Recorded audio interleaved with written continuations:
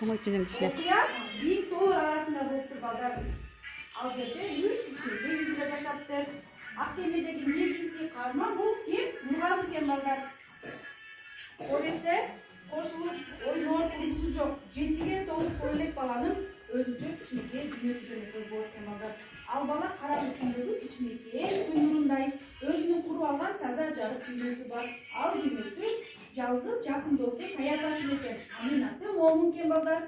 Өзү ойлоп тапкан ак кеме жөнүндөгү жомогу жана буг эне эки жомогу экен балдар. Азыр биздин балдар ак кеме повестине кичине үзүндү аткарып келишкен. Даярдашкан ал үзүндүдө атасы сатып берген жаңы китеп калым менен болмокчу. Кана баштайбыз, Anne, kalmışsın kitap kaldı.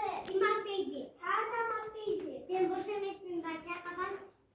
Kocaman Ece kalmışsın kitap kaldı. Çocuk yemedim onu. Boş olsun. Ошо тип Нурбазы китеп кабыл мактанса үчүн көңүл бурбак экен. Ана Нурбазы тоолорго чыгып, ойноп, булуттарды карап, Bulutlarda karayınçı. Ey bulutlar karagılaçı benim kitap kaldı. Yakında ben mektepke bayam. Нурбазы ошентип уктап кетет. Түшүндө буг энени көрөт экен. Буг энени көрүп чочуп ойгонот.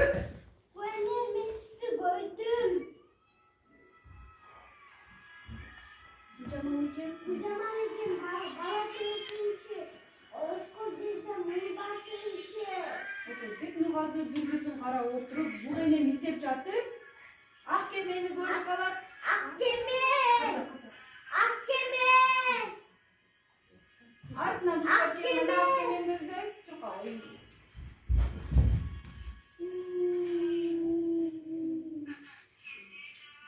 Атаай, Ata!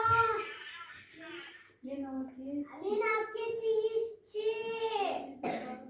Eski sarıldım.